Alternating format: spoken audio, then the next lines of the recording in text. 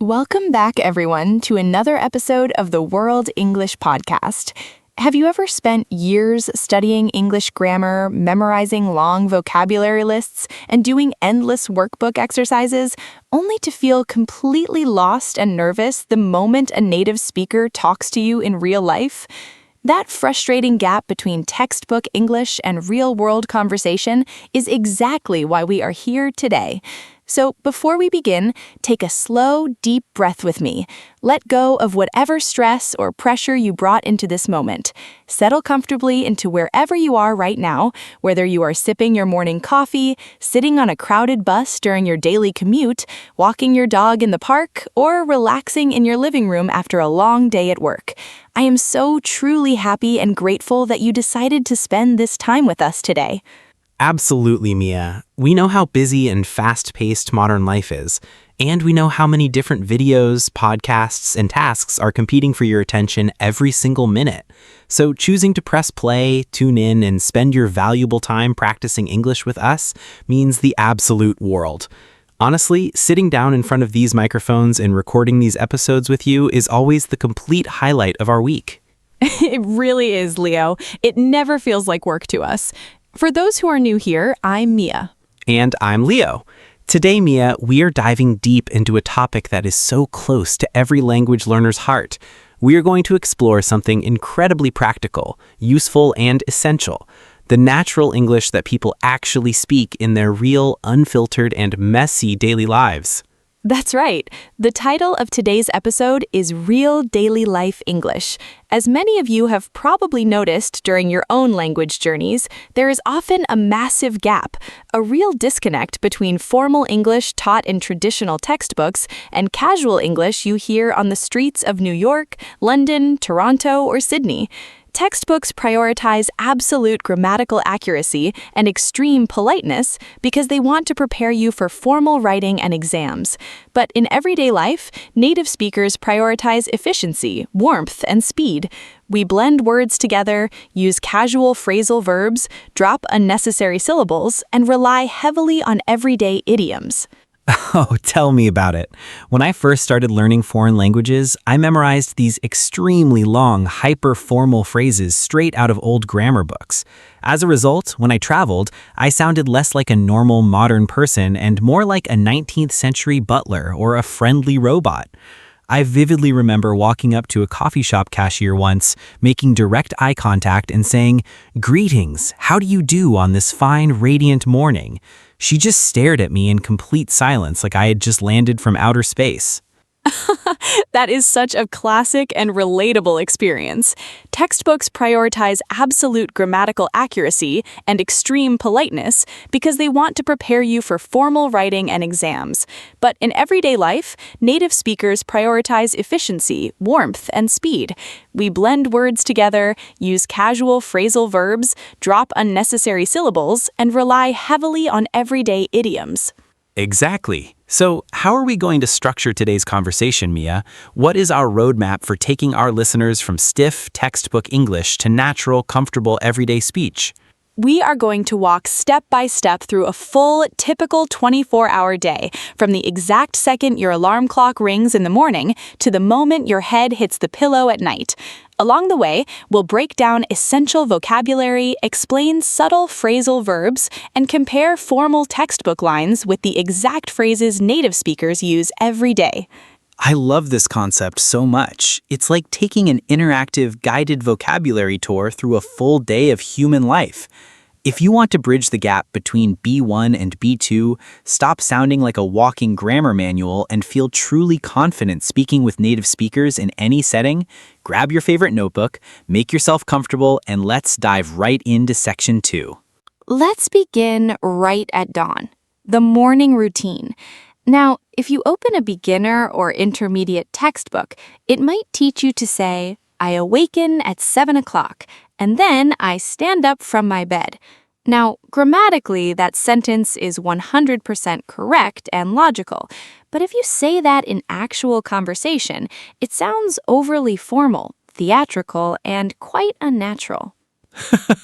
Nobody says I awaken unless they are a character in a dramatic movie or a fantasy novel. So, Mia, what do native speakers actually say when that loud, annoying alarm clock starts buzzing on a Monday morning? We rely heavily on phrasal verbs. Specifically, we distinguish between waking up and getting up. This distinction is very important for intermediate B1, B2 learners. Waking up is purely mental and physical. It just means opening your eyes, stopping your sleep, and becoming conscious. Getting up, on the other hand, means physically swinging your legs over the side of the mattress, standing up, and starting your day. Oh, I know that time gap extremely well. On a typical workday, I wake up at 6:45 a.m., but I don't actually get up until at least 7:15. I lie there staring at the ceiling, scrolling through social media on my phone, or repeatedly hitting the snooze button 3 or 4 times in a row. It's a terrible habit, but it's very relatable real life. Hitting the snooze button. That is such a useful daily phrase. It means pressing that small button on your alarm or smartphone to silence it for 5 or 10 minutes extra sleep. Now, what happens on Saturday morning, Leo? Do you still set an early alarm and force yourself to get up at 7:15? Absolutely not. On weekends, I love to sleep in. That is honestly one of my absolute favorite phrasal verbs in the entire English language. To sleep in means intentionally sleeping much later than you normally do because you have a day off, no morning responsibilities, or simply need extra rest. It's crucial not to confuse sleeping in with oversleeping. Oversleeping is an accidental, stressful mistake. It means you slept past your alarm and now you are late for an exam, a flight, or a job interview. Sleeping in is a wonderful weekend luxury. That's such an important distinction to highlight. So, once we finally drag ourselves out of bed, what comes next in the morning sequence? A traditional textbook might tell you, I prepare a hot beverage in the kitchen before getting dressed. Right. Instead of preparing a hot beverage, native speakers naturally say, I put the coffee on, or I brew a fresh pot of tea. And when getting ready in the bathroom, instead of saying, I enter the shower and put on my attire, we say, I jump in the shower and I throw on some clothes. Notice those dynamic action verbs, jump and throw. Throw on some clothes. That phrasal verb carries a feeling of speed, convenience, and casualness, right? It means picking out jeans and a comfortable shirt quickly without spending 20 minutes stressing over your outfit in front of the mirror. Spot on, Leo. It paints a vivid, energetic picture of a real morning routine where you are trying to get out the door efficiently. We move quickly, throw on clothes, grab our keys and bag, and head out into the day. Now we move smoothly into section 3, commuting and arriving at work or school. You've had your morning coffee, you're dressed, and it's time to leave your home. A formal textbook might write, I am departing from my residence for my place of employment. But how do native speakers actually say this in casual daily English? We say, I'm heading out, or I'm off to work. They are short, natural, energetic, and completely clear. Heading out is extremely common in daily speech. Now, what about the journey itself? The act of traveling from home to work or school is called your commute. But what if traffic is terrible or the subway is delayed? A textbook might describe it like this. There is a high volume of motorized vehicles on the expressway. What do you actually say when you call your boss or coworker, Leo? I say, hey, I'm so sorry, I'm running a bit late. I would never, ever tell my boss or team that there is a high volume of motorized vehicles. Stuck in traffic and running late are two classic B1, B2 phrases that you will hear constantly. Notice that native speakers don't usually say, I am delayed in personal phone calls or messages. We say, I'm running late. It conveys that time is passing quickly and you are actively trying to catch up. And when you finally walk through the office doors, step into the classroom, or log into your morning meeting, you encounter what is often the most intimidating part of the day for language learners, small talk. Why do you think small talk causes so much worry and anxiety? Because language learners often treat daily small talk like a formal speaking test. When a colleague passes by in the hallway and casually asks, "How's it going?" or "What's up?" a learner might pause, panic internally, and wonder how to give a full, detailed answer. That was completely me when I moved abroad. Early on, whenever someone asked, "How's it going?" I honestly thought they were asking for a comprehensive status report on my emotional and physical life. I would stand there and say, "Well, my sleep was mediocre, my right knee hurts, and I am feeling quite overwhelmed by my workload." And they would just look at me in absolute shock. Exactly. How's it going isn't a deep medical inquiry. It's just a friendly social greeting. It is the verbal equivalent of giving a quick wave or nod. The standard natural response is simply, "Good, thanks. How are you?" Or, "Not bad. How's your morning going?" It's like a fast verbal high five. You connect briefly and keep moving. What are a few other common natural phrases people use around the coffee machine, hallway, or break room? You will frequently hear quick questions like, "Busy morning?" or "Surviving the week?" You can easily respond with, "Yeah, hanging in there," or "Just trying to clear my inbox." Keep it light, polite, and brief. Daily small talk is designed to build warmth and connection, not to share heavy details. Now let's move into section 4, food and meals. You've worked hard all morning, your stomach starts rumbling around noon, and it's finally time for lunch break. Food vocabulary is another area where standard textbook language sounds remarkably distant from real life. Definitely. A classic textbook might present a rigid dialogue like, "It is 12 p.m. I shall now consume a meal at a nearby dining establishment." Consume a meal sounds like something spoken by a robot in a science fiction movie. In daily life, native speakers say, "Let's grab a bite," or "Want to grab some lunch?" The action verb grab is used everywhere in informal English when talking about getting food, coffee, or drinks quickly. Grab a bite. That's such a warm, natural idiom. It clearly implies that lunch won't be a 3-hour formal affair. It's quick, casual, convenient, and easy. Exactly. And how do you express that you are very hungry? Textbooks always teach, "I am very hungry," but native speakers regularly use more colorful, descriptive adjectives at the B2 level to express hunger with emphasis. Yes, I constantly find myself saying, "I'm starving," or "I'm famished." Technically, starving refers to severe lack of food, but in daily conversational English, it simply means I am really hungry and need food right now. Right. Expressive exaggeration is a huge part of informal, natural English. Now, what are you actually eating? If you didn't go out to buy lunch today, maybe you brought food in a container that you cooked yesterday evening. What do we call extra cooked food saved in the refrigerator?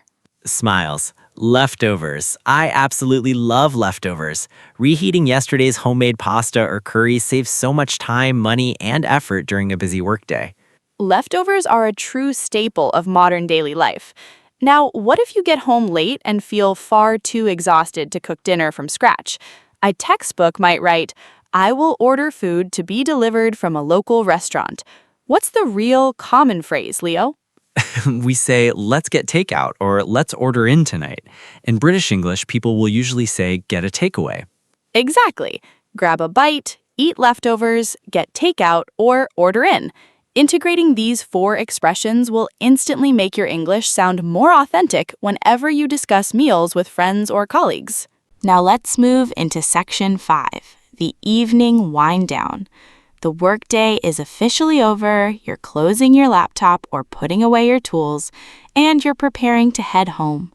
This transition period from work mode to rest mode has its own wonderful set of daily expressions. In formal English, someone might theoretically say, "My professional duties for the day are concluded." But when 5 p.m. hits, what do native speakers actually say to their team before leaving? We use a fantastic classic idiom, "Let me call it a day," or "Let me call it a night."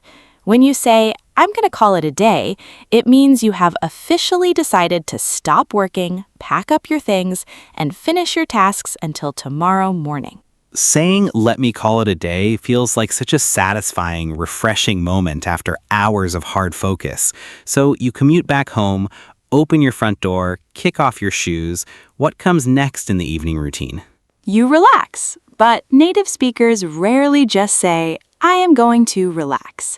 We prefer richer, more expressive phrasal verbs like wind down or chill out. Winding down describes the gradual process of lowering your mental stress, calming your mind, and easing into a peaceful state of rest. Or put my feet up. I love that visual idiom because it paints such a clear picture, sitting back deep into the sofa, elevating your legs, and deliberately doing absolutely nothing productive for an hour or two. Exactly. And while putting your feet up, many people turn on the television or open a streaming app. But nowadays, we don't just watch television. What is the modern be-to verb for watching multiple episodes of a show back to back, Leo? Binge watch. To binge watch means watching 3, 4, or 5 episodes of a TV show in one sitting without stopping. I think almost everyone listening has been guilty of saying just one more episode at midnight. Absolutely. And sometimes while binge watching a show on the couch, you don't even make it to your bed before falling asleep. Sleep just catches up with you unexpectedly because you were so comfortable. Ah, yes. When you fall asleep unintentionally on the sofa or in an armchair, native speakers say you dozed off or nodded off. I was trying to watch a movie, but I dozed off on the couch. It's a gentle, natural phrasal verb that captures that exact everyday experience perfectly. Section 6 brings us to a very important reflection. Why does this big gap between textbook English and real English exist in the first place? Why don't language schools and textbooks just teach everyday informal speech, phrasal verbs, and casual expressions right from day one? That is something so many of our listeners and students ask us.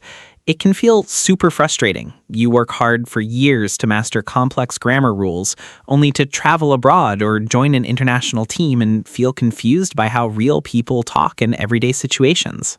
It is very helpful to realize that this isn't a flaw or mistake in textbook design. Textbooks serve a specific, essential purpose. Their primary job is to build your core structural foundation, the universal rules of grammar, standard pronunciation, and clear, formal writing, so you can succeed academically or professionally anywhere in the world. That makes so much sense when you break it down like that. It's like learning to play a musical instrument or learning to paint. You first have to learn basic scales or fundamental brushstrokes before you can start improvising jazz or creating complex artwork. What a perfect analogy, Leo. The textbook gives you the necessary skeleton of the language, but everyday expressions, phrasal verbs, and idioms give it heart, color, nuance, and personality. You need both working together to become a truly well-rounded, confident communicator. So the key takeaway isn't to throw away your grammar books or stop studying structure, but to actively supplement your learning with real listening, authentic conversations, and modern media. Exactly. Keep using textbooks for structure and clarity, but listen to podcasts, watch real videos, and practice casual phrases to sound natural. And remember, adopting casual expressions takes patience. Don't force yourself to use 10 new slang words in a single sentence overnight. That is such good advice. Trying too hard to force slang can feel like wearing clothes that don't fit your personality at all.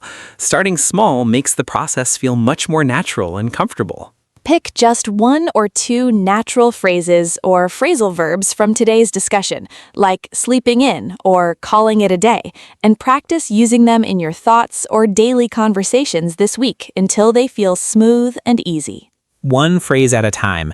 That simple approach makes language learning feel enjoyable, achievable, and fun rather than overwhelming. Welcome to Section 7, Honest Talk. This is consistently our favorite segment of the show because learning a second language is rarely a perfectly smooth, flawless path.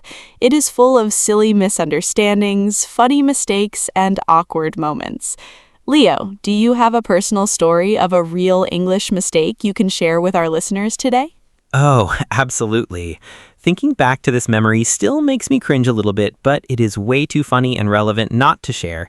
It happened during my very first month working in a busy international corporate office environment. Set the scene for us, Leo. What exactly happened? I was standing in the busy office kitchen, pouring myself a fresh cup of coffee, trying my absolute best to look professional, calm, and confident. A senior manager walked into the room, smiled warmly at me, and said, "Hey, Leo, what's up?" A very classic, standard, everyday casual greeting. Right, but my nervous, overworked brain translated the idiom literally, word for word. I honestly thought he was asking what physical objects were located directly above our heads. So I tilted my head backward, pointed my finger up at the ceiling, and said in a very serious voice, "The light fixtures and the white ceiling tiles." Oh no, Leo. You actually pointed up at the ceiling lights and gave him a literal list? I really, truly did. He stood there in total silence for 3 painfully long seconds, staring at me like I was a strange visitor from another planet, then slowly filled his mug and walked away without saying another single word. I was so embarrassed in that moment. That is such a classic language learner story.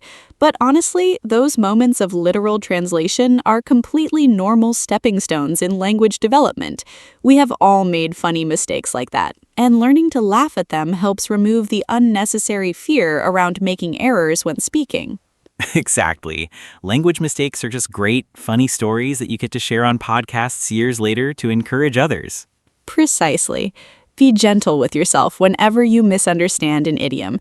It is clear proof that you are actively practicing and putting yourself out there. And that brings us to our final section, the vocabulary tour and outro. Let's carefully review 5 key natural phrases from today's episode so you can solidify them in your memory and start using them confidently. Get your notebooks and pens ready. Mia, walk us through phrase number 1. Phrase number 1 is to sleep in.